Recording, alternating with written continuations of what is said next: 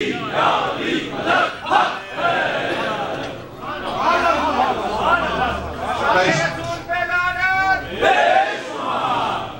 نماز اگر عادل ہے، نماز ہو رہی ہے تو نماز کا باطل کرنا حرام ہے. نہیں کر سکتے آپ، پیش نماز کو نہیں ہٹا سکتے. درست جس کسی کو بھی دیکھنا ایک لفظ جھوٹ بولنے والے پر خدا، رسول، ملائکہ کی لعنت ہو. چونکہ چھپے ہوئے تاریخی واقعات کو نکال کے محنت کر کے ان دونوں نے جو دیا، کیا انہوں نے کام کیا ہے میں اور آپ سوچ بھی نہیں سکتے.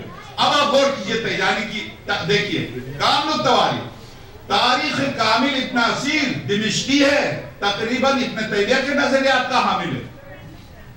لکھتا ہے تاریخ کامل پہلی جلد، لکھتا ہے سرور کائنات بستر پر ہے.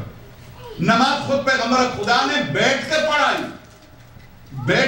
کھڑے نہیں ہو سکتے، بیٹھ کر پڑھائی. درست نماز پڑھا کے اسی حالت میں منبر کو تھاما ایک ہاتھ سے، باقی حضرت عباس اور امیر المؤمنین بغل کو تھاما، خطبہ دیا. خطبے میں فرمایا لعن اللہ من تخلف عن جیش اسامہ، خدا لعنت کرے اس پر جس کو میں نے اسامہ کی فوج میں بھیجا تھا جو مخالفت کر کے آیا. پیغمبر خدا. تو ہم یہی کہتے ہیں جس پر پیغمبر کی لعنت اس پر ہم سب کی لعنت. السلام کے مخالفین اور دشمنوں پر لعنت. سوائے اس کے مکتب اہل بیت، سوائے اس کے خدا مکتب اہل بیت کس کا سوا کچھ بھی نہیں. ہم میں سے کس کو مارا؟ نہیں. پیغمبر نے جس پر لعنت بھی، جس پر لعنت پیغمبر نے جس کو گود پہ یا کاندھے پر اٹھایا ہے اس کے قدم ہماری آنکھوں پر. صرف سیرت پیغمبر حجت ہے، قرآن حجت ہے. اب آئیے ایک نقطہ جو اس پر میری مجلس آج کی، یعنی یہ مقدمہ، اس پر آج کی گفتگو ختم ہوگی معذرت کے ساتھ. میں نہیں چاہتا ہوں کہ اتنی دیر کروں کہ کل مومنین پریشان ہو جائے. ایک دفعہ اور اگر آگے آ جائیں پھر بھی جگہ ہے، آگے پھر بھی جگہ ہے. آپ ایک دفعہ اور آ جائیں چونکہ آپ پیچھے جگہ نہیں رہی. آپ حضرات سے درخواست اور آگے ہو جائیے. ایک باواز بلند صلوات پیش کے آگے ہو جائے.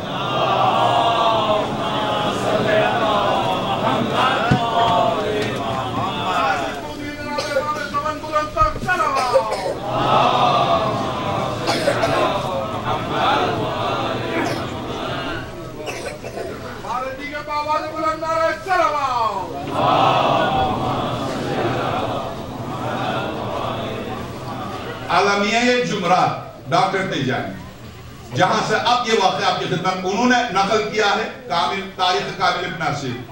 سرور کائنات بستر بیماری پر ہے، آئے عیادت کے لیے. پیغمبر خدا ناراض تھے، راضی نہیں تھے ان سے. آئے عیادت کے لیے. جب عیادت کے لیے آئے تو اس میں نام، ایک واقعے میں نام دیے ہیں کہ جہاں سرور کائنات نے فرمایا مجھے قلم دعوت لا کے دو، میں وہ لکھ کے جاؤں جو قیامت تک تم گمراہ نہ ہو. تو حضرت عمر نے صاف طور سے کہا ہمیں قرآن ہے، اور یہ پیغمبر کی طرف اشارہ کر کے، یہ ڈاکٹر تیجانی کتاب پیغمبر اکرم کی طرف اشارہ کر کے یہ بکواس کرتے ہیں. استاد رسول پہ لعنت. ان الرجل لیحجر، لفظ یحجر کا کوئی بھی آپ تہذیب مہذب ترین ترجمہ کریں گے تو بکواس ہے. اگر اس کا صحیح ترجمہ کریں گے تو یہ انتہائی توہین ہے جو ہم نہیں کر سکتے. اس سے بھی زیادہ توہین. ٹھیک، پیغمبر خدا نے فرمایا نکل جاؤ میرے گھر سے، نکل جاؤ، مجھے رہنے دو، جس حالت میں ہے مجھے رہنے دو، تم نکل جاؤ. نکل گئے. کچھ لوگ رہ گئے، جو رہ گئے تھے. اب آپ غور کیجئے گا اس واقعے پر، اس کے بعد میں ظاہر مسائل کی شبہ میں آپ سے جو رہ گئے انہوں نے پوچھا یا رسول اللہ آپ کو غسل کون دے؟ پوری توجہ سے، آپ کو غسل کون دے؟ سرور کائنات نے فرمایا میرے خاندان میں سے. نام نہیں لیا چونکہ ابن اسیر ابن تیمیہ کی طرح نام نہیں لیا. میرا غسل میرا خاندان دے گا، میں کوئی بے خاندان نہیں، میرا خاندان دے گا. ٹھیک، ہمارے ہاں کیا ہے غسل کافی میں یا تہذیب میں یا استفسار میں کیا ہے وہ بات میں عرض کروں. یا رسول اللہ آپ کا کفن کیسا ہو؟ میرا کفن میرا کرتا ہوگا، میں جو پہنتا ہوں وہ کرتا ہوگا، اور اس کے اوپر برد یمانی یا برد مصری مجھے دینا. یا رسول اللہ آپ کی قبر کتنی اونچی اور کتنی نیچی ہو؟ میری قبر اتنی اونچی ہوگی. کہاں پر ہو؟ فلاں جگہ ہوگی. آپ کی نماز کون پڑھا ہے یا رسول اللہ؟ میری نماز فلاں پڑھا ہے. یا رسول اللہ آپ کو دفن کرتے وقت قبر میں کون اتارے؟ وہی جس نے میری نماز پڑھی، وہی جس نے مجھے غسل دیا، وہی جس نے مجھے کفن دیا، وہی مجھے قبر میں اتارے گا. یا رسول اللہ آپ اور کچھ کہنا چاہیں گے؟ تو اب میں آپ سے سوال کرتا ہوں، آپ سب بیٹھے، کوئی یہاں پر اتنا گیا گزرا نہیں ہے جو واقعے کو نہ سمجھ سکے. کفن، دفن، نماز، مقام قبر، غسل سب پوچھ لیا. کیا یہ اہم تھا یا آپ کے بعد نائب کون ہوگا یہ اہم تھا؟ کیا یہ سب پوچھنے والے یہ نہیں پوچھا کہ آپ کی جگہ پر نائب کون ہوگا؟ یقیناً پوچھا اور بتایا بھی. جسے چھپایا، جس حقیقت کو چھپایا وہ یہ ہے. یہ کیسے ممکن ہے؟ آپ کو کون غسل دے؟ آپ کو کفن کون دے؟ آپ کے کفن کا رنگ کیا ہو؟ یہاں تک آپ کے کفن کا رنگ کیا ہو؟ آپ کی قبر کتنی اونچی ہو؟ کہاں قبر ہو؟ کون نماز پڑھائے؟ کون قبر ہوتا ہے؟ ایک ایک واقعے کو سرور کائنات کے پاس بیٹھ کے پوچھ رہے ہیں مسلمان.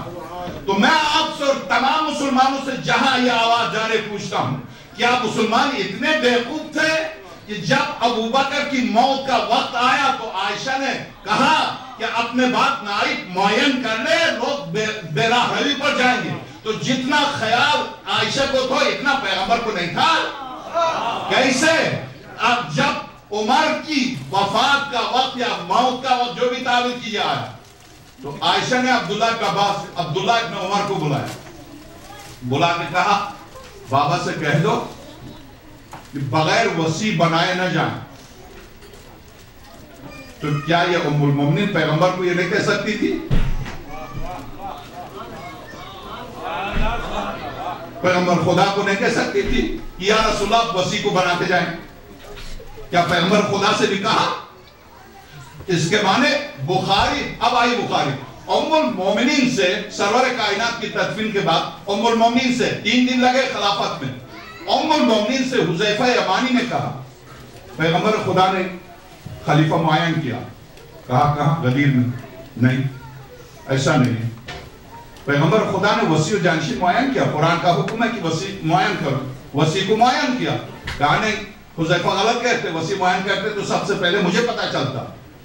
تو گویا بخاری یہ روایت نقل کر کے باب وصیت میں اب چونکہ وصیت کی آیت فریضے کے طور پر اتری ہے، سمجھ میں نہیں آتا، ایک مسلمان کی سمجھ میں نہیں آتا جو پیغمبر مجھ پر جو حکم فریضے کے طور پر لے کر آئے کیا اس فریضے کو خود ادا نہیں کیا؟ کیا قرآن کا کوئی ایسا فریضہ ہے جسے مجھ پر نافذ کیا اور خود ادا نہ کیا؟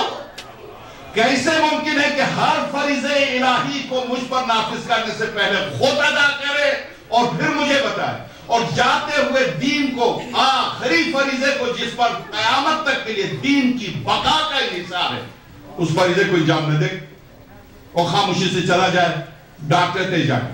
اب میں چونکہ ڈاکٹر اس گفتگو پر میں پہنچا ہوں تو میں عرض کروں آپ کی خدمت میں 1 گھنٹے سے اس لئے کہ ہو سکتا ہے دوسری جگہوں پر آپ مجالس کے لیے جانا چاہیں. میں نہیں چاہتا ہوں 1 گھنٹہ 20 منٹ سے زیادہ میں آپ کو روکوں، مگر وہ ایسے حقائق جو چھپے ہوئے ہیں جو بنو امیہ اور بنو عباس نے پوری طرح خاک ڈال کے دفن کرنے کی کوشش کی تھی، مگر کیا کہنے ان محققین کے ان حقائق کو نکال کے بنو امیہ کو دفن کر رہے ہیں، ان حقائق کو نکال کے بنو عباس کو دفن کر رہے ہیں. اس لئے کہ ان حقائق کو نکالنے کے بعد اب جب مکتبہ اہل بیت کی طرف لوگ آتے ہیں تو پریشانی ہو جاتی ہے. واقعاً ایک عجیب پریشانی، یعنی طول تاریخ میں جو کچھ ہوا اس کو تو رہنے دے.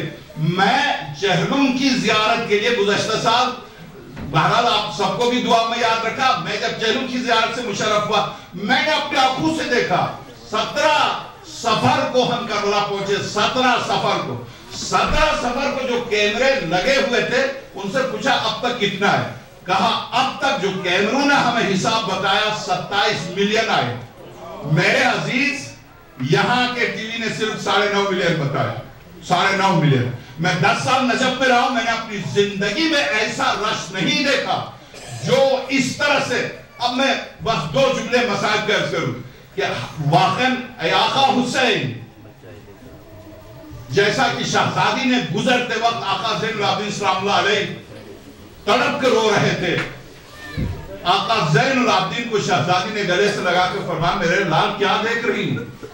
پھوپھی اماں دیکھ رہی ہیں بابا کو بغیر غسل دیے کفن دیے جا رہا ہوں، میرے لال حسین اس طرح سے غریب نہیں رہیں گے، میرے نانا نے مجھے کہا ہے کہ حسین قیامت تک کے لیے ابھرتے جائیں گے اور کائنات پر میرا حسین چھا جائے گا۔ واقعاً